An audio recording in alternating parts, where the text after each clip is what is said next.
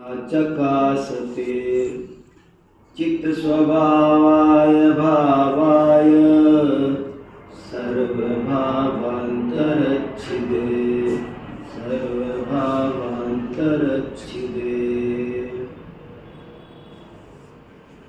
अनुभव चिंतामणिरतन अनुभव है रस को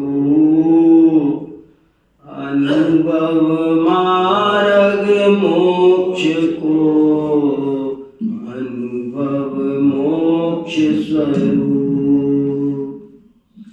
वस्तु विचारत ध्यावते मन पावे विश्राम रस स्वादत सुख उपजे अनुभव या को नाम। पिछले करीब 7 घंटे से हम लोग आत्मानुभूति क्या, क्यों और कैसे इस विषय को समझने की कोशिश कर रहे हैं। मुझे बार बार आपसे पूछने का ये विकल्प करता है कि आप क्या कर रहे हो इस दिशा में। ऐसे मैं आपसे पूछना, जानना, सुनना चाहता हूँ, पर पूछता नहीं हूँ क्योंकि समय कम होता है। पर आप समझना कि मैं पूछ रहा हूँ और आप उसका उत्तर अपने आप को देना कि इतनी हमारी चर्चा आत्मानुभूति की चल रही है तो अपन इस दिशा में क्या प्रयत्न कर रहे हैं। अगर हमारी इस स्वाध्याय से हमें आत्मानुभूति फिलहाल न भी हो, लेकिन हम आत्मानुभूति के पात्र भी बन जाएं, तो मैं समझूंगा कि हम सफल हो गए।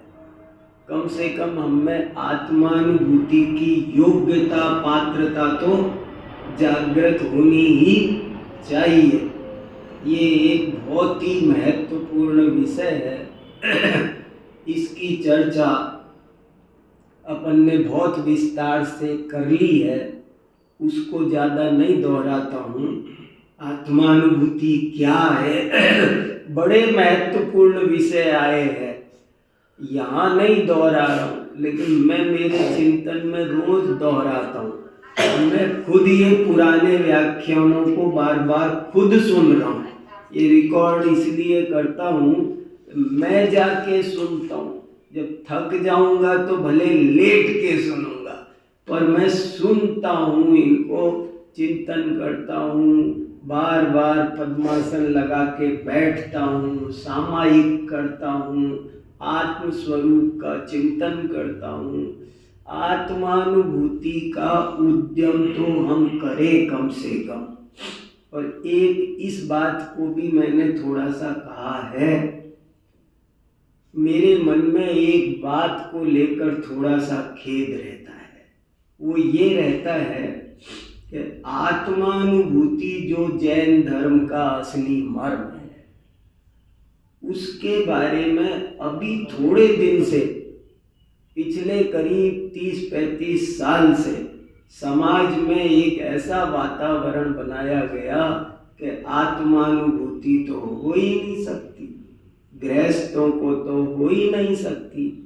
मैं बहुत अध्ययन कर रहा हूँ और पूरी जब से जिनवाणी लिखी जाती रही है तब से लेकर आज से 35-40 साल पुरानी कोई भी किताब, किसी भी विद्वान की, किसी भी मुनि महाराज की उठा लो, सब में ये बात लिखी है कि आत्मानुभूति गृहस्थ को, आत्मानुभूति तिर्यंच तक को होती है। जिस आत्मानुभूति को एक चिड़िया कर सकती है, हाथी कर सकता है, शेर कर सकता है, उस आत्मानुभूति के बारे में आज एक दुष्प्रचार ये चला दिया गया कि ये आत्मानुभूति आप लोगों को नहीं हो सकती, इसका उपदेश भी नहीं देना चाहिए और इस मतलब ये जैसे जैन समाज में और अनेक विकृतियां आई हैं, ऐसे मैं समझता हूँ सबसे बड़ी विकृति ये आई है कि ये कहा जा रहा है कि आत्मानुभूति की चर्चा मत करो, उसको डिलीट ही कर दो, उसकी बात ही मत करो। मैं कहता हूँ आत्मानुभूति की चर्चा नहीं की तो फिर चर्चा ही क्या बच गई, और बचा ही क्या। सारे धर्म का प्रारंभ आत्मानुभव से होता है। मेरे पास इतने प्रमाण मैं इकट्ठे कर रहा हूँ, देख रहा हूँ, पढ़ रहा हूँ, शास्त्र भरे, कोई शास्त्र उठा लो, सब शास्त्रों में आत्मा के अनुभव की चर्चा है। केवल जान, और जोर दे देकर कहा है कि केवल आत्मा को शास्त्र ज्ञान के आधार पर जानना मोक्ष मार्ग नहीं है, बल्कि अनुभव से जानना है। गुण का ज्ञान कर लेने से आनंद नहीं आता है, गुड़ को चखने से, मुंह में रख के खाने से आनंद आता है। अनादि का सब शास्त्रों में लिखा है कि इस जीव ने अनादि काल से शास्त्र ज्ञान से तो खूब जाना, गुड़ का डिस्क्रिप्शन करने में मास्टर बन गया, लेक्चर दे सकता है गुड़ पर पावर पॉइंट प्रेजेंटेशन, किताब कैसे बनता, सब किताब लिख दी गुड़ पर भाई साहब गुड़ खाया तो गुड़ खाने का नाम असली गुड़ को जानना है। ऐसे ही आत्मा के बारे में, ऐसे ही किताबों से जानना, समझा देना, इसका नाम मोक्ष मार्ग नहीं है, इससे मोक्ष मार्ग नहीं होता, बल्कि उस आत्मा का ज्ञान के साथ में आनंद आना चाहिए, रस होना चाहिए। आचार्यों ने बार बार रसयतु रसिका नाम, अरे इसका रस लो, अनुभव करो, कैसे भी मर के करो पर करो। और सबने प्राचीन परंपरा में मैं देखता हूँ तो थोड़े दिन पहले तक कुंथु सागर महाराज जी की किताब में लिखा है गृहस्थों को आत्मानुभव हो सकता। एक वीर सागर महाराज हुए हैं, उन्होंने तो एक पूरी किताब लिखी है, चतुर्थ गुण स्थान में गृहस्थों को आत्मानुभूति होती है।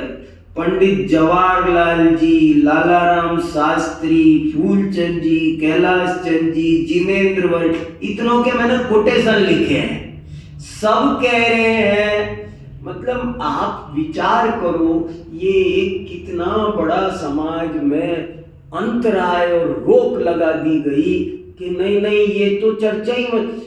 जो पंडित बोले सभा में वो पंडित किसी काम का नहीं, जिस सभा में चर्चा हो, ये क्या हो गया है। तो इसलिए मैं सबसे कहता हूँ सावधान हो, जिनवाणी पढ़ो, देखो। अरे सबने ये भजन तक चल, आज से 40 साल पहले तक की कोई किताब मुझे लेके बता दो जिसमें ये लिखा हो कि गृहस्थ को आत्मानुभव नहीं हो सकता। आत्मा, ये अभी ऐसी हवा फैलाई गई। और दुख इस बात का भी है कि ये जिनको हमारी समाज का मार्गदर्शन करना था उनकी तरफ से फैलाई गई, सारी जनता कंफ्यूज हो गई। जिन पर कोई डाउट नहीं कर सकता उनकी तरफ से फैलाई गई, तो सबने सोचा ओ भैया आत्मानुभूति तो हमको हो नहीं सकती, छोड़ दो इसे, एक तरफ छोड़ दो। अब बताओ जैन धर्म में क्या बच गया। मैं बहुत अच्छे मन से कह रहा हूँ, मेरी बात को अदरवाइज मत लेना बिल्कुल भी। मैं सबको सोचने विचारने को कह रहा हूँ। हजारों तर्क देखो, कितने बताऊं मैं आपको। प्रवचन सार के दूसरे अधिकार में 102 नंबर की गाथा में लिखा है, ये शुद्धोपयोग चाहे सागार हो या अनगार हो उसको हो सकता है। अब इसका क्या मतलब है? सागार माने गृहस्थ, अनगार माने उनको हो सकता है। ये क्या मतलब है इसका? तो इसलिए साफ साफ रयण सार गाथा 86 समय सार जैसे नाचार्य तात्पर्य वृत्ति टीका 320 में क्या लिखा कि जिसे कर्णान योग में कर्ण लब्धि कहते हैं, जिसे कर्णान योग में दर्शन मोह का क्षय उपशम कहते हैं, उसे ही अध्यात्म भाषा में शुद्धोपयोग कहते हैं। साफ साफ लिखा है 12 अणुवेग का 2000 साल पुराना, उसकी 64 नंबर की गाथा में लिखा है कि धर्म ध्यान चतुर्थ गुण स्थान से प्रारंभ होता है और धर्म ध्यान शुद्धोपयोग के बिना नहीं होता है। सुनो ध्यान से, क्या कहा? धर्म ध्यान चतुर्थ गुण स्थान से प्रारंभ होता है। चौथे गुण स्थान से पहले धर्म ध्यान की सत्ता नहीं मानी है। धर्म ध्यान प्रारंभ कब? अपन ये फॉर्मेलिटी को कह देते हैं। कोई भी आदमी मंदिर आ जाए तो हम कह देते हैं धर्म ध्यान कर रहा है। कोई जरा सा पूजा करता दिखे तो हम क्या कह देते हैं? धर्म ध्यान कर रहा है। पर धर्म ध्यान की टेक्निकल लैंग्वेज है। कर्णान योग धर्म कांटा कहता है कि धर्म ध्यान का शुभारंभ चतुर्थ गुण स्थान से होता है।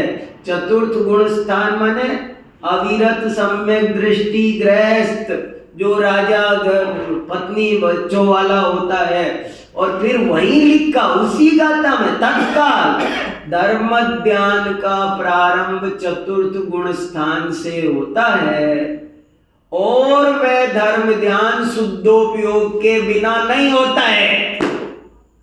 अब इसका क्या अर्थ है बताओ आप? शुद्धोपयोग चतुर्थ गुण, अरे ये कोई बड़ी चीज नहीं है। अंतर्मुख होके अपनी आत्मा का रसपान करना ये कोई कठिन काम है? ये कोई असंभव काम है? तिर्यंच करता है। इसके बिना दर्शन मोह का क्षय उपशम होता नहीं है। निश्चय सम्यक दर्शन की प्राप्ति आत्मानुभूति के बिना नहीं होती है। सम्यक दर्शन के जितने गीत गाए हैं ना, वो सब आत्मानुभवी पर लागू होते हैं कि सम्यक दृष्टि जीव नरक में नहीं जाता, तिर्यंच में नहीं जाता। ये बात किस पर लागू होती है? जिसने आत्मानुभव नहीं किया उस पर लागू नहीं होती है। आत्मानुभवी निश्चय सम्यक दृष्टि है।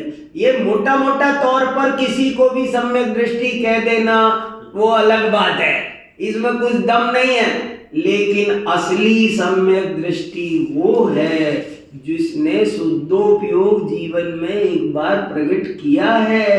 जो आत्मानुभवी है वही वास्तव में सम्यक दृष्टि है। अरे देखो, न्याय शास्त्र में युक्ति अनुशासन में और 5वें श्लोक की टीका में और धवला पुस्तक 6 में लिख के लाया हूं आपको सुनाने, क्योंकि बाद में सब सुनते हैं अपने भी ध्यान में और आप देख सको। धवला पुस्तक 6 पेज नंबर 40, उसमें लिखा है कि चतुर्थ गुण स्थान में भी एक देश संयम होता है। कहाँ? चतुर्थ गुण स्थान में एक देश संयम होता है, चारित्र होता है। और लॉजिक, बहुत लॉजिक दिए गए शास्त्रों में। आप चिंतन करो, मोक्ष मार्ग किसका नाम है? मोक्ष मार्ग की अपनी टेक्निकल परिभाषा बताओ, सिंपल। सम्यक दर्शन ज्ञान चारित्राणि मोक्ष मार्ग। सम्यक दर्शन ज्ञान चारित्र की एकता का नाम मोक्ष मार्ग है। ये हमारा जैन दर्शन का शिखर है, कलश है। ये इस सूत्र पर किसी को कोई आपत्ति नहीं हो सकती। ये हमारे जैन धर्म रूपी मंदिर का कलश है। अब इसमें क्या लिखा है? इसकी सारी टीकाएं पढ़ो, अकलंकाचार्य की, विद्यानंदाचार्य की, सब में क्या लिखा कि कुछ लोग कहते हैं कि केवल श्रद्धांश से मोक्ष मिल जाएगा। कुछ कहते हैं केवल ज्ञान से मिल जाएगा, कुछ कहते हैं कि केवल चारित्र से मिल जाएगा। लेकिन ये जैन दर्शन की खासियत है कि वो कहता है कि इन तीनों के मिलने से होगा, अगर एक भी कम है तो नहीं होगा। अब ये बताओ, सम्यक दृष्टि चतुर्थ गुण स्थानवर्ती वो मोक्ष मार्गी है कि नहीं? गृहस्थो मोक्ष मार्गस्थो, रत्नकरंड श्रावकाचार श्लोक नंबर 33। गृहस्थ मोक्ष मार्गी है ना, और मोक्ष मार्गी है इसका क्या मतलब हुआ कि उसके पास में चाहे थोड़े थोड़े हों पर सम्यक दर्शन ज्ञान चारित्र तीनों होना चाहिए। अगर तीनों नहीं हुए तो मैं आपसे कह सकता हूं त्रिफला आधी चम्मच खाना, आधी खाना, पर आधी भी खाओगे तो उसमें तीनों होंगे कि नहीं होंगे? मैं कहूं आधी नहीं, चौथा ही खाना, चौथा ही खाना। फिर चौथा ही खाओगे तो चौथाई में भी तीनों होंगे कि नहीं होंगे? कम ज्यादा की बात न्यारी है। मुनिराजों के जीवन में चारित्र प्रचुर आ जाता है, बाहर से दिखने लगता है, लेकिन जो प्रथम मोक्ष मार्गी है उसके भी चारित्र का अंश प्रकट ना हो तो वो मोक्ष मार्गी नहीं कहा जा सकता, इसलिए उसके होता ही है। हाँ समझ जी। क्या सम्यक दर्शन की पूर्णता सम्यक ज्ञान और सम्यक चारित्र में हो सकती है? क्षयिक सम्यक दर्शन हो तो हो जाती है, और विविध विवक्षाएं हैं एक, ये भी तो साथ में होंगे ही ना, साथ साथ। हाँ क्या चीज? सम्यक ज्ञान और सम्यक चारित्र। हाँ साथ साथ होते हैं, लेकिन तीनों साथ में पूर्ण नहीं होते हैं। पूर्णता की अपेक्षा इनमें क्रम है, और सम्यक दर्शन तो उपसम भी होता है, क्षोपसम भी होता है। क्षयिक सम्यक दर्शन को तो सिद्ध समान माना है, सप्त प्रकृतियों का क्षय हो गया, वहां तो कुछ बचा ही नहीं। इसलिए मेरा कहने का मतलब यह है, थोड़ा आगम देखो, कान के कच्चे मत बनो। कोई भी कहता है उसको अपना मोक्ष मार्ग बंद मत कर लेना। इसलिए मैं सबको बताते फिर रहा हूं कि भैया ये चर्चा कर लो। हम जैसे और विकृतियां समाज में आई है ना, वो इतना नुकसान नहीं करेंगी जितना नुकसान ये सब उपदेश देते थे पहले कि भैया आत्मा अनुभव करो करो करो सब। और आत्मा अनुभव का सही मतलब क्या है? हाँ, अपन ने शुरू में बहुत चर्चा की है। आत्मा का अनुभव माने क्या, तो कहा कि एक शब्द है ज्ञान और एक है अनुभव। ज्ञान में प्लस कर दो आनंद तो हो गया अनुभव। ज्ञान प्लस आनंद दो गुण की मिक्स पर्याय का नाम अनुभव है। और दो ही नहीं, कहा जाए डिटेल में तो आत्मा के अनंत गुण उस वक्त एक्टिवेट हो जाते हैं। इसलिए सर्वगुणांश ते सम्यक्त, सब गुणों का अंश प्रकट हो तो वो सम्यक दर्शन है। और इसीलिए मैं ये उदाहरण दे रहा हूं, गुड़ का, मिश्री का, मिर्ची का। मिर्ची के बारे में ज्ञान कोई एक बहुत बढ़िया लेक्चर दे सकता है। मिर्ची इतने प्रकार की होती है, पटना में ऐसी होती है, सांगली में ऐसी होती है, कानपुर में ऐसी होती है, राजस्थान की मिर्ची ऐसी होती है, लाल का स्वरूप ये है, इसमें इतने विटामिन है, इसमें ये है, वो सब। लेकिन मिर्ची का स्वाद नहीं चखा तो उसे मिर्ची का ज्ञाता नहीं कहेंगे। और एक व्यक्ति मिर्ची चख लेता है, लेकिन उससे तो जरा 5 मिनट लेक्चर तो दे दो, वो कह रहा मैं लेक्चर नहीं दे सकता। बस ऐसे ही है, एक हाथी भी आत्मा का अनुभव कर लेता है, लेकिन उससे पूछो कि तुम बताओ जरा कैसे किया, क्या था आत्मा का अनुभव, तो बता नहीं सकता। एक चिड़िया प्रत्येक संगी पंचेंद्रिय आत्मा का अनुभव कर सकता है, भले वो उसे बोल ना पाए। और एक बहुत बड़ा पंडित पीएचडी धारी वो वर्णन कर दे, लेकिन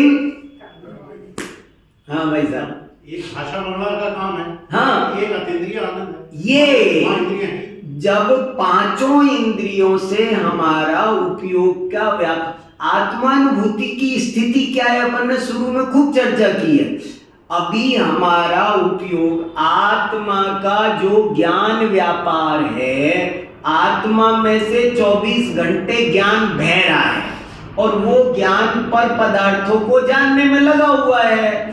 पांचों इंद्रियों से, आंख से वो रंग देख रहा है, कान से वो शब्द सुन रहा है, मुंह से रस, रसना से रस चख रहा है, गंध, पांचों इंद्रियों से भाग रहा है, धक धक धका धक।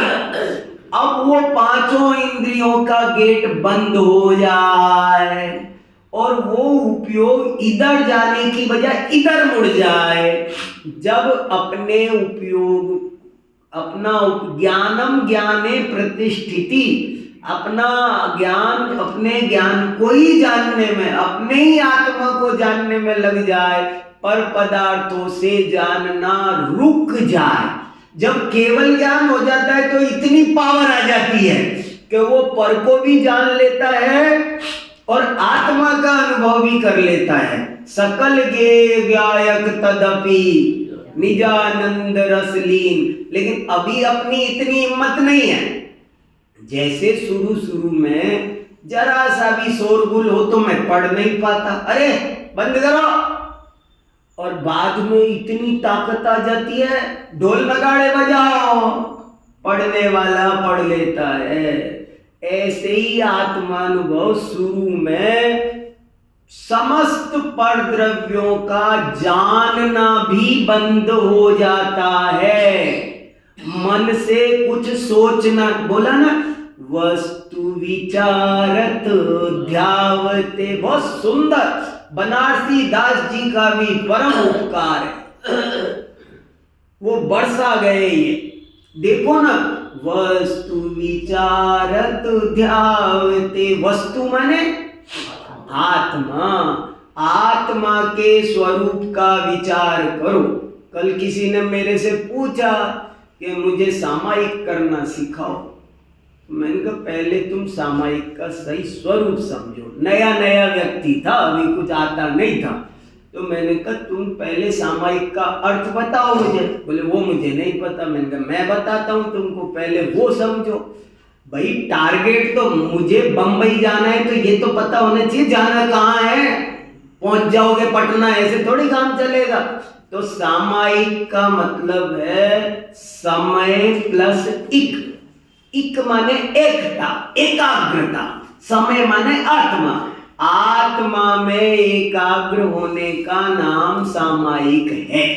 पहले तो ये समझो ना। और आत्मा में एकाग्र कब होंगे? जब उसका स्वरूप एकदम हस्तामलकवत जानोगे।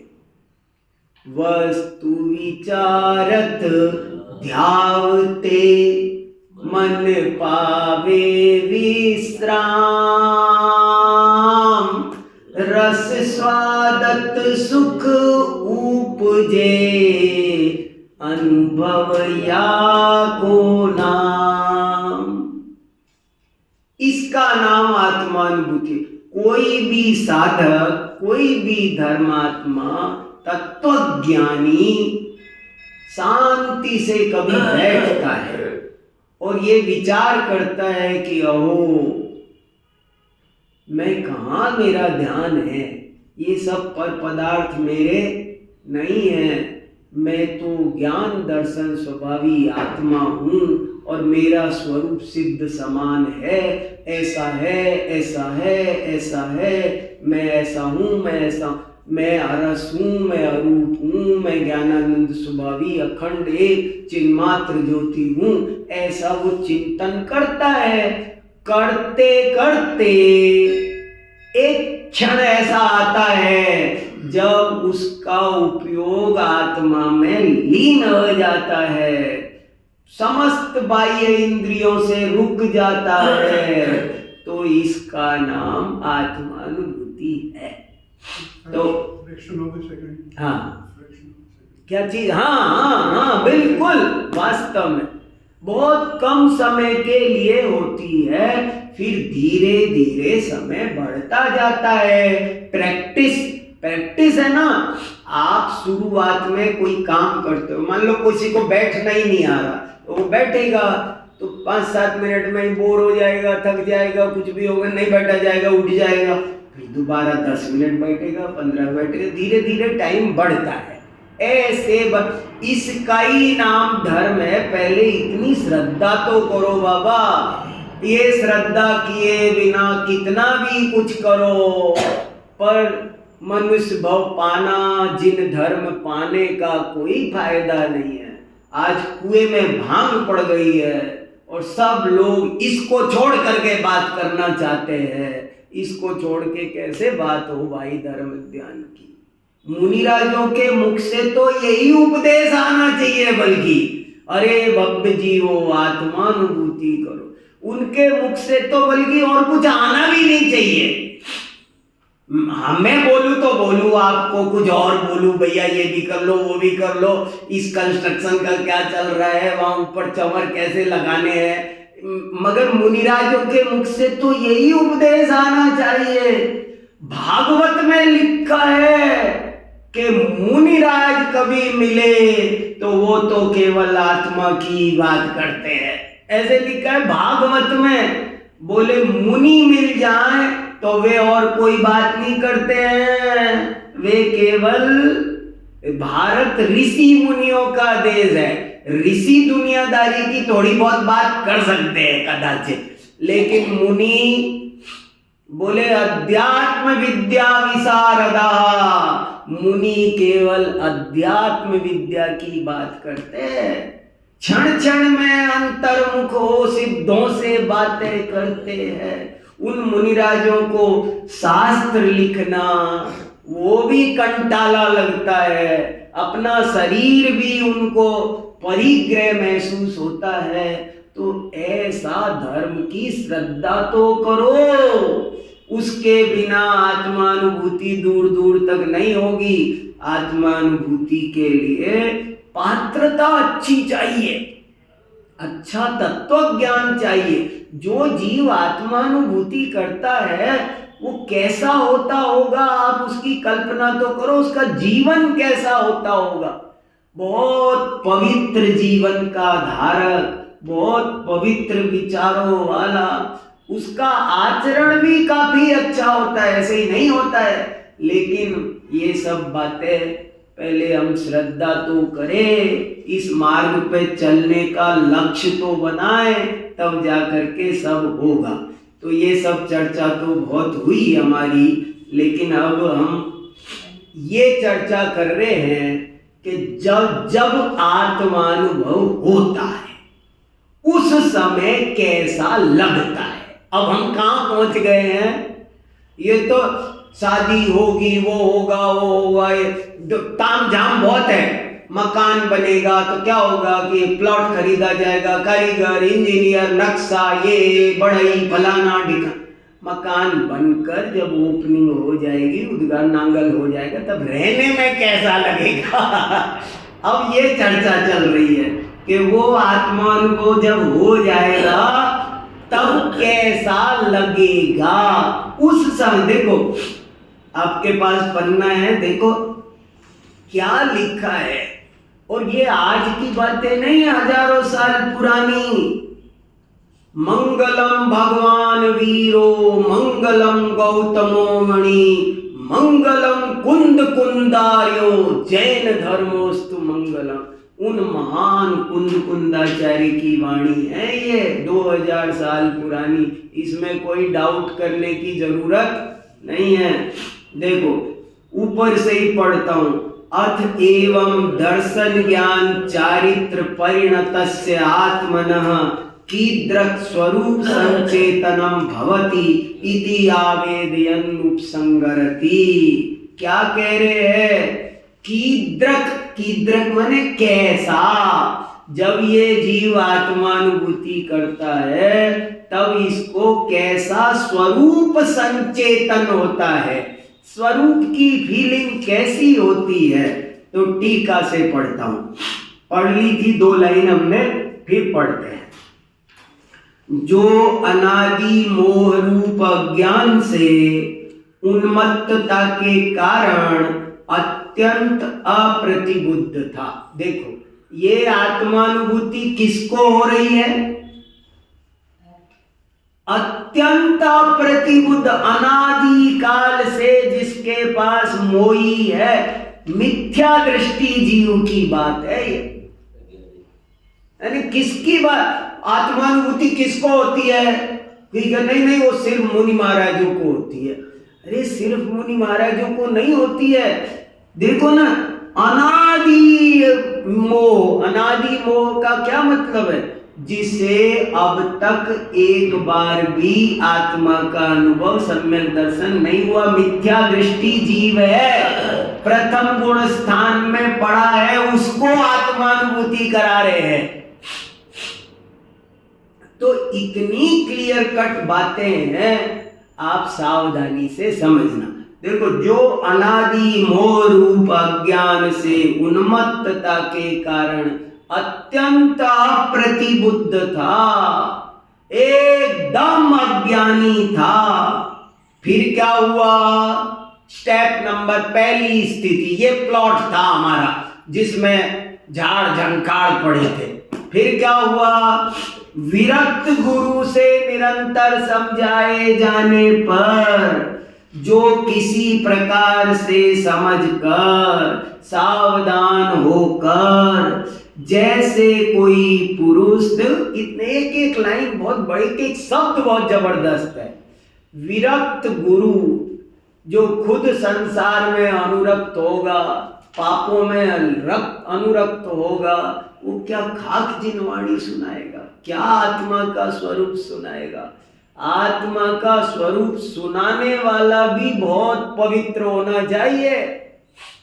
अगर वही पापों में लिप्त है, लोभ में, इनमें दूर दूर तक जिसको कोई संसार का लोभ ना हो, निष्प्रय होना चाहिए, कोई उसके मन में अपेक्षा, ऐसा विरक्त गुरु आत्मा का स्वरूप समझाए और फिर समझने वाला किसी प्रकार समझ जाए। ये भी घटना समझाने वाले भी हैं और कभी समझने वाले भी हैं, मगर वो समझाना सफल हो जाए और किसी प्रकार कोई समझ जाए, ये बड़ी बात है। सावधान होकर, देखो बहुत सावधान रहना चाहिए। प्रमाद सब इधर उधर के सब झंझट माथे से उतार देना चाहिए। आत्मानुभूति की अपन बात तो कर रहे हैं, लेकिन ये कोई ऐसी बात, हल्की बात नहीं है। इसमें बहुत सावधान होना। कितने भी उपसर्ग आए, नरकों जैसी प्रतिकूलता से भी मैं घबराता नहीं। इतना पावर आता है आत्मानुभव के पात्र जीव, वो घबराता नहीं है। कितना भी बड़ा दुख सुख उसको परेशान करता, जो सुख में दुख में बराबर कहीं भी अनबैलेंस्ड नहीं होता, वो संभल सकता। सावधान माने सावधान कैसे खड़े होते हैं? ना एक पैर झुका के खड़े हो तो ऐसे कर रहे नहीं। सावधान माने सावधान। कुछ बहाना नहीं है। ओ क्या करूं, मुझे भूख लग रही है। क्या होता है भूख? मुझे नींद आ रही है। क्या होती है? जो निद्रा विजयी क्षुधा विजयी। अरे इन चीजों में है क्या दम?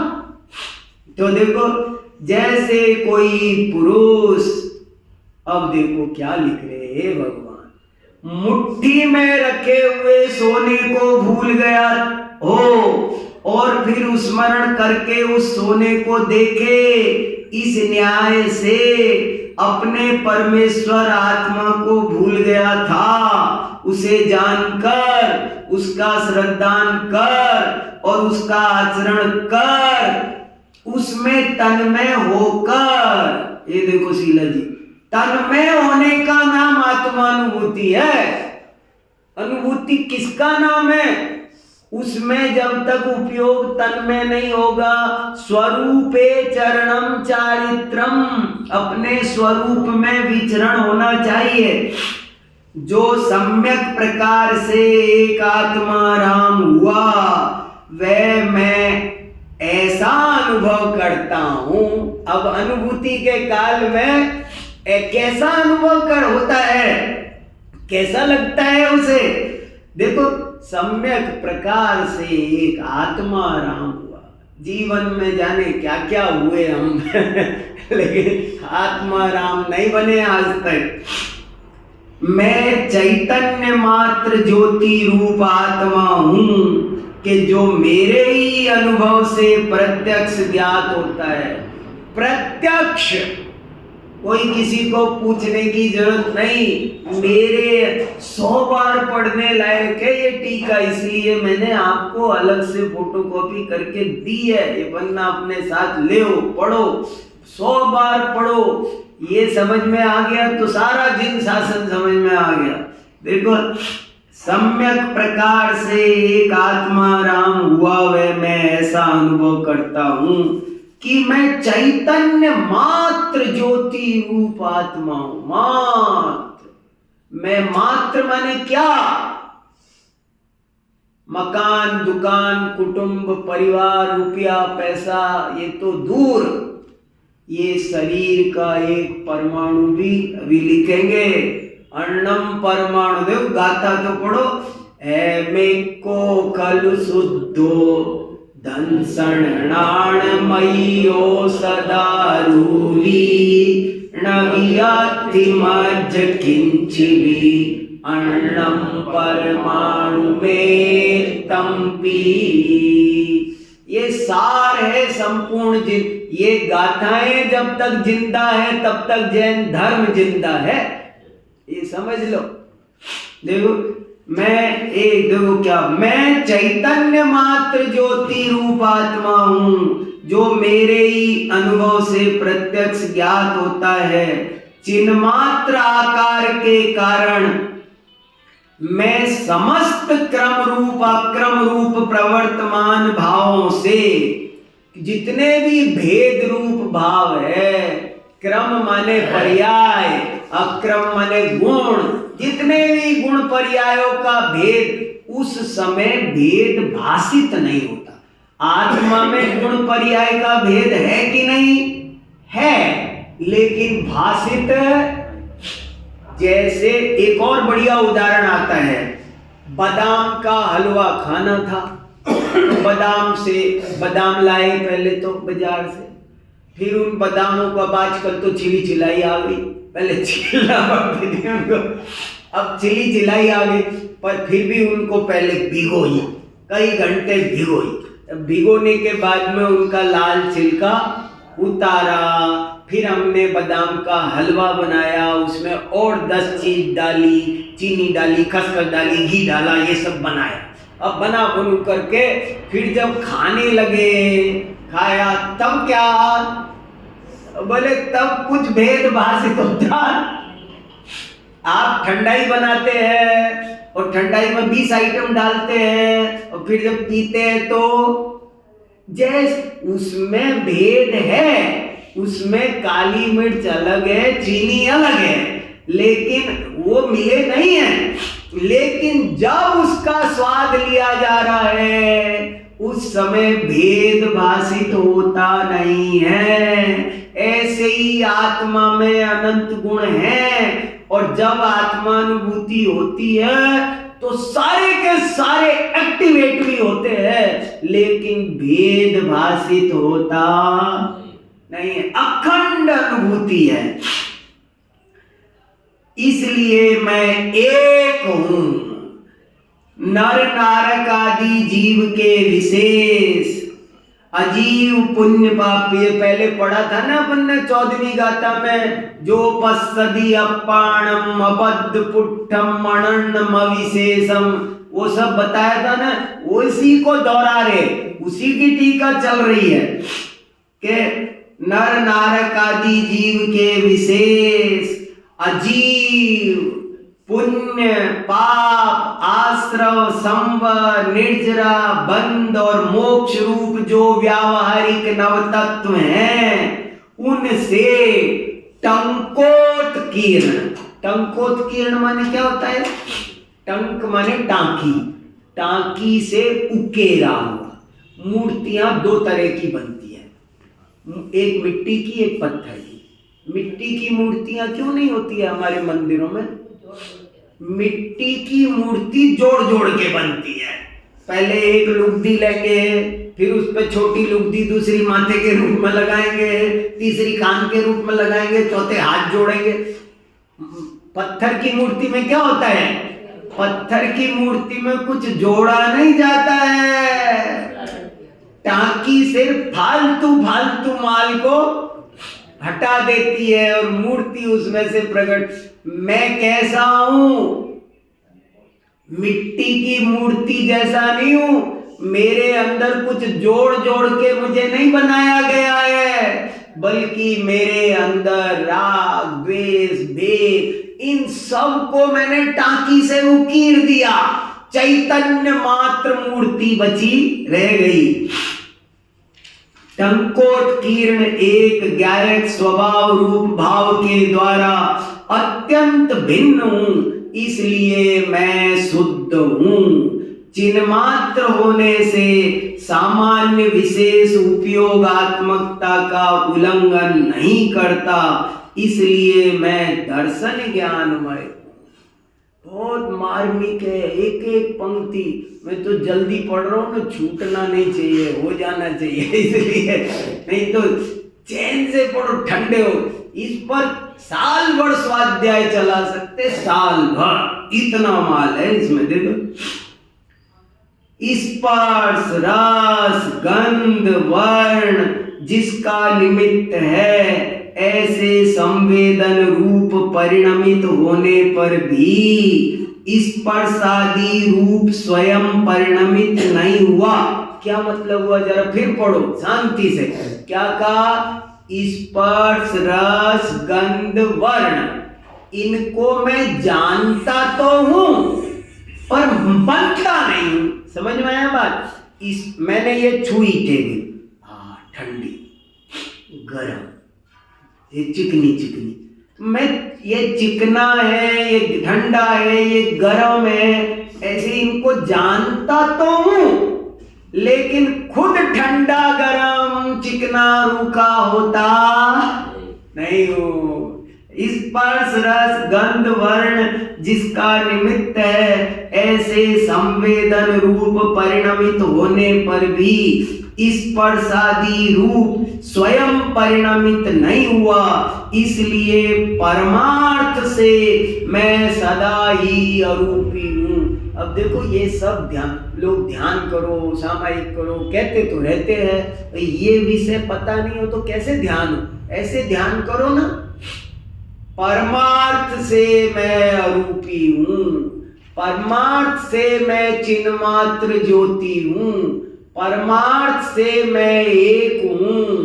ऐमिक्को खलु शुद्धो, मैं शुद्ध हूं, एक हूं, दर्शन ज्ञानमय हूं, अरूपी हूं। और कैसा है? क्या उदाहरण दिया? मुट्ठी में सोना रखा था। एक आदमी के पास उसने जिस सारी प्रॉपर्टी को बेच बाच के कहीं जा रहा था, तो एक हीरे में कन्वर्ट कर ली कि मैं वहां जाऊंगा तो वापस फिर खोल के अपना घर मकान सब बना लूंगा इसी से। अब यहाँ मकान को कैसे सब बेचा और एक मणि के रूप में कन्वर्ट करके मुट्ठी में लेके जाता था। जा रहा था तो भूल गया, अरे वो मणि कहाँ गई? अरे अरे हैं? रोने लग गया बैठ करके, मैं तो लुट गया, मेरा तो मैं बर्बाद हो गया, मेरी वो मणि खो गई, कहाँ गई? कहाँ है? अरे इधर भी नहीं है। पसीने में तरबतर रोने लग गया, बढ़ गया। एकाएक उसकी मुट्ठी खोल के देगा, बताओ उसकी मणि कौन ले गया था? कहां गया था उसका वैभव? हमारा वैभव आज तक हमसे छिना नहीं है। हम नरक में निगोद में जाके आए, लेकिन हमारा वैभव मेरा है सो जावे नहीं। नहीं, बताओ, कुछ भी चीज लुट जाए पिट जाए, समझ लो वो हमारी नहीं है। हमारी चीज कभी जाती नहीं है। क्या बना बनाया, अपन को क्या कह रहे हैं? तुम क्या हो? परमेश्वर। केसी जैन साहब क्या कह रहे हैं आपको? आपको केसी जैन नहीं कह रहे हैं? बताओ, परमेश्वर, देखो परमेश्वर। अरे भाई, ये बात सुनने नहीं मिलती किसी को। जैन धर्म में आ जाए, शास्त्र सभाओं में पहुंच जाए, तब भी ये बात जो मैं आज आपको बता रहा हूं ना, वो सुनने मिलना मुश्किल है। बहुत बुरी कुएं में भांग पड़ी हुई है, और बात सब सुनाते हैं, पर ये बात नहीं सुनाते भाई। देखो, इस प्रकार सबसे भिन्न ऐसे स्वरूप का अनुभव करता हुआ मैं प्रतापवंत हूं। कैसा हूं मैं प्रतापवंत हूं। ये छोटी सी बच्ची बैठी है ना, ये क्या है? ये इसको क्या कह रहे हैं? प्रतापवंत परमेश्वर है ये। ज्ञान नहीं तो हम दीनहीन रहते हैं। अरे मैं तो कुछ नहीं, मैं तो कमजोर हूं, रोते हैं हम। पर ये कह रहे तुम कमजोर नहीं हो, पावरफुल, प्रतापवंत हूं।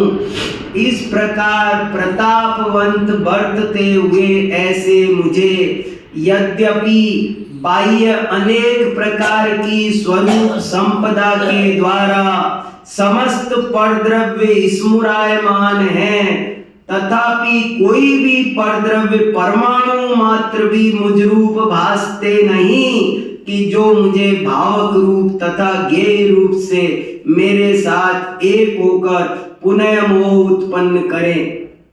क्योंकि निज रस से ही मोह को मूल से उखाड़ कर पुनः अंकुरित न हो, इस प्रकार नाश करके महान ज्ञान प्रकाश मुझे प्रकट हुआ है। देखो क्या प्रतापवंत, क्या पावरफुल बनने की कला सिखाई गई है? महिला सशक्तिकरण।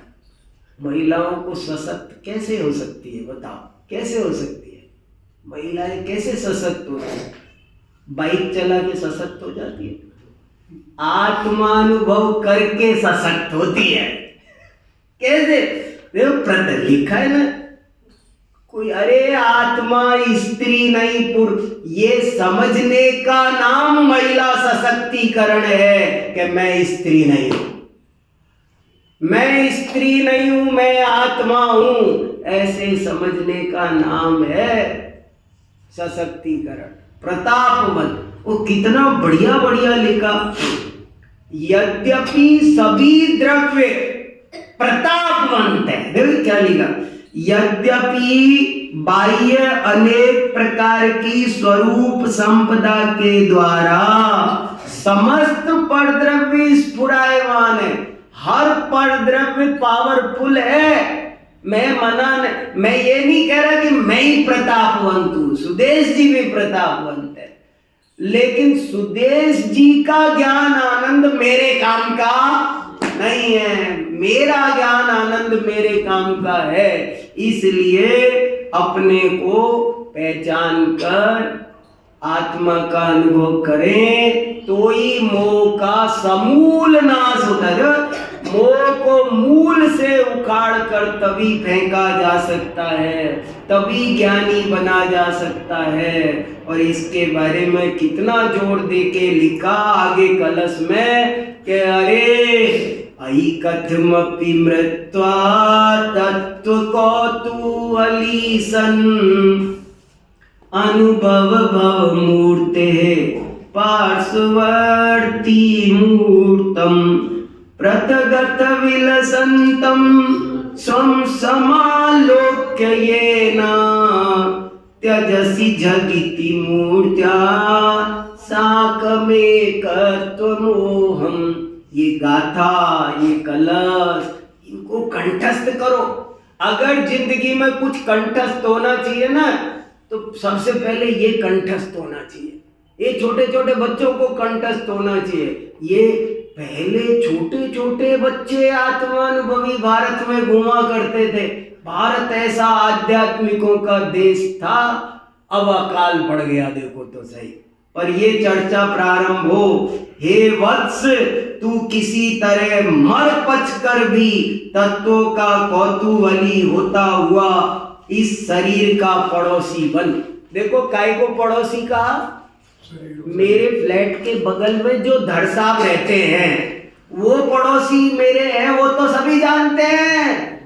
लेकिन मेरा ये शरीर है, ये पड़ोसी है। ये शरीर मेरा पड़ोसी है, मेरे घर का फैमिली मेंबर। ये शरीर मेरा फैमिली मेंबर है? बोले नहीं, ये पड़ोसी है। शरीर के पड़ोसी बनकर एक मुहूर्त के लिए ही सही आत्मा का अनुभव करो, जिससे कि अपनी आत्मा को प्रकाश रूप पर द्रव्यों से पृथक देखकर इस शरीर और पुद्गल द्रव्य के साथ एकत्व के मोह को, विपरीत भाव को शीघ्र ही छोड़ सको। आत्मा के अनुभव के बिना मोह छूट सकता नहीं है।